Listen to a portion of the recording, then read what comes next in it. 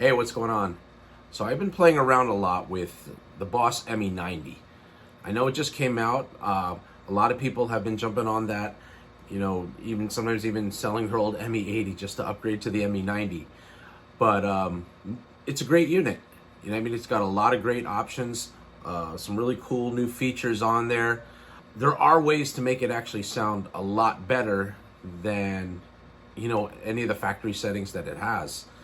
Now, it does come with some really killer tones right off the bat, but if you're running this thing without any amps, straight to the front of house, obviously you're going to want to use the impulse responses that are built inside the unit.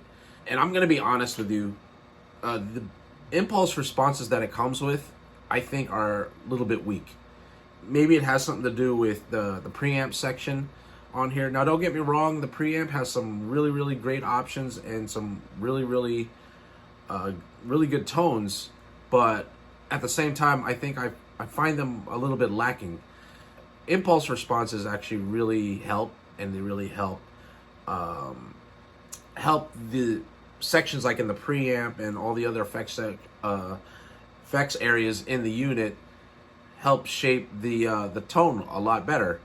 So what I do is I actually just go ahead and download some third-party IRs to put in this unit. And believe me, I think it sounds so much better than what the factory IRs come built in. The IRs I'm using in this one is actually an EVH Celestion 4x12 that I found online, and I downloaded it and came with like a whole zip file packages of different options. So I decided to just pick one out of the bunch, and it happens to be a really good one. And it's not really just the IRs alone that make it sound good. It's really everything. Depending on what preamp you're using, what type of EQ you're setting it to, really the whole package. But I'll walk you through it. All right, so here's my ME-90, and we're all familiar with the basic layout of this unit.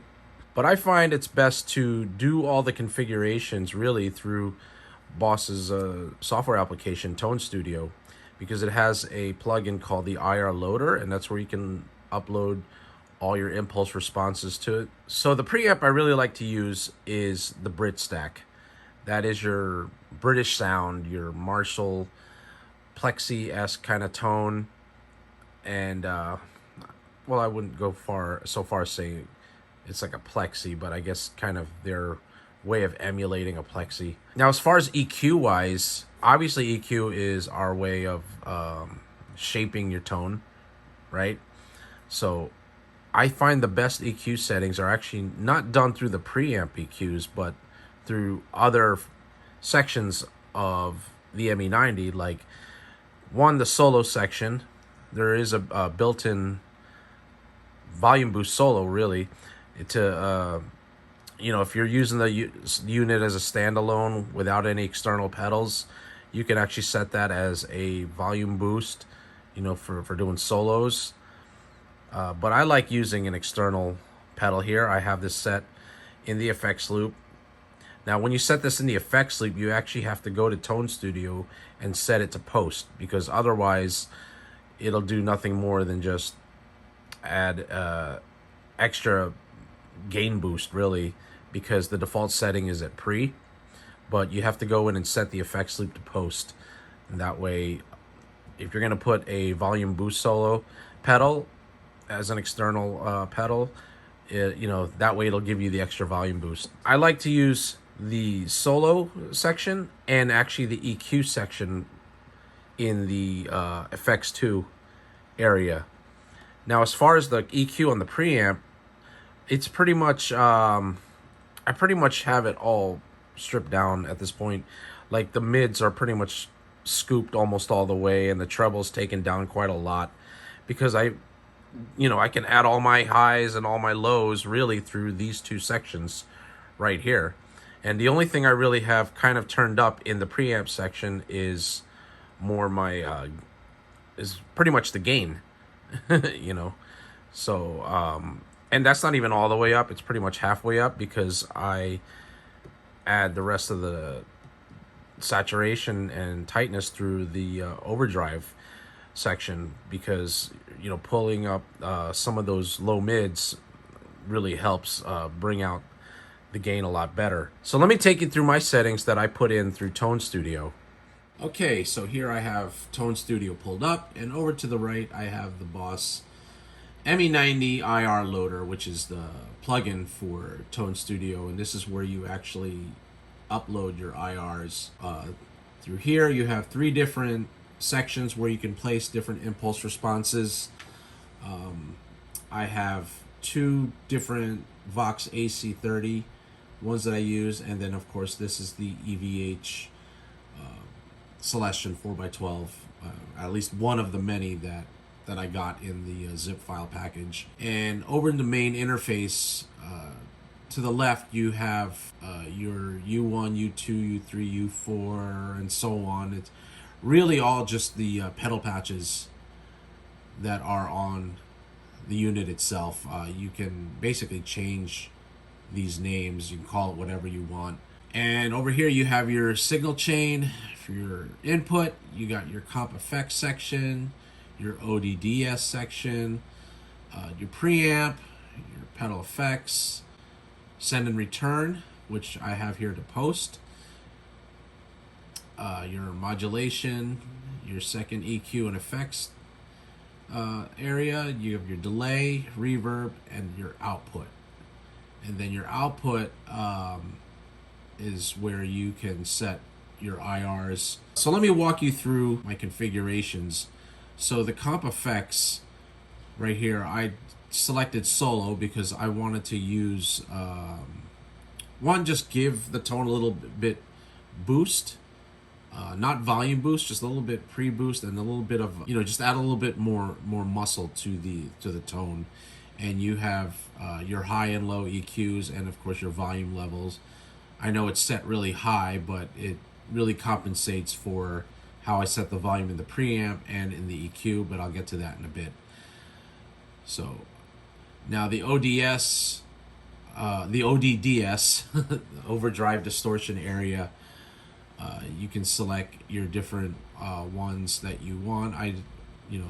Out of all of them, I think the Tube Screamer works the best for me. One, because I've always been a big fan of the T9 pedal that I used to have. The overdrive isn't bad, and the Senta OD isn't bad either. This is actually a clone pedal, but I prefer the Tube Screamer. Again, I don't put that much drive to the Tube Screamer. It's really more just to push low mids. I set my tone at a good 70 level right here, and then my volume level at 54. Now the preamp section, I chose Brit Stack. The gain is pretty much halfway. Now you can see in the EQ, it's pretty much almost dimed down, with the exception of the bass. The bass is only at 27, so it's pretty much just a quarter of the way up, just to add just a little bit of bottom. I know this probably really doesn't mean a whole lot to you, but it really does once you put it all together, and then you get the sound that you get. So pedal effects, I set this obviously to a wah.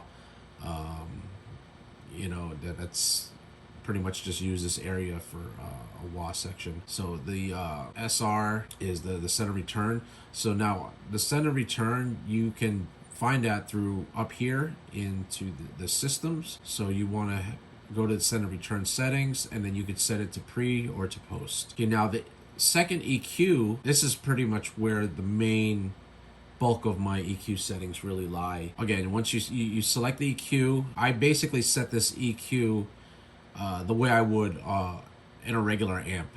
My bass I have pretty much almost halfway, because I have more bass compensated from the solo area and a little bit from the preamp. The mids, I turned that halfway because I don't like scoop mids, but I don't like super warm tones either, so I kind of like it. I found a good happy medium right there by setting it halfway in. And of course my trebles, my treble area, I like some brightness, but not too bright that it's ear piercing. And then the level itself right here. And then in the output, you know, I can select my EVH right here. And then you hit right, just like you would on the unit, and it saves all your presets. And, you know, it's good to have your guitar plugged into your unit so you can play along, obviously, with the sounds as you're configuring your settings right here. And let me show you what this all sounds like.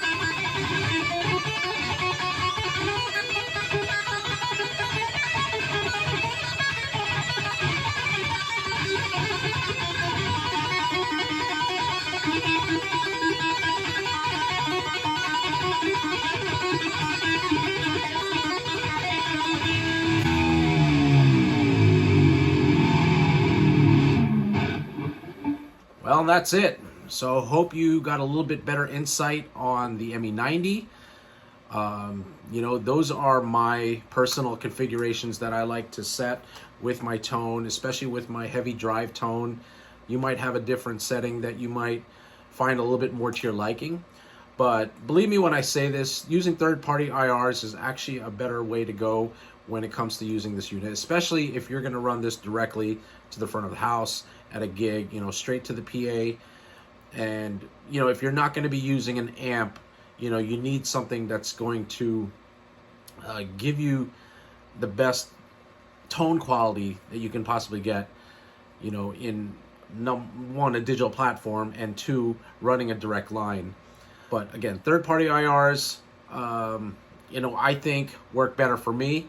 Factory IRs aren't so bad, but maybe you might like it, you know, just the way it is. But at the end of the day, it all really boils down to how you set your EQ, set really every single piece of element of your tone shaping and coloring that you do. So, you know, everybody's different. This is the type of sound that I like with my distortion.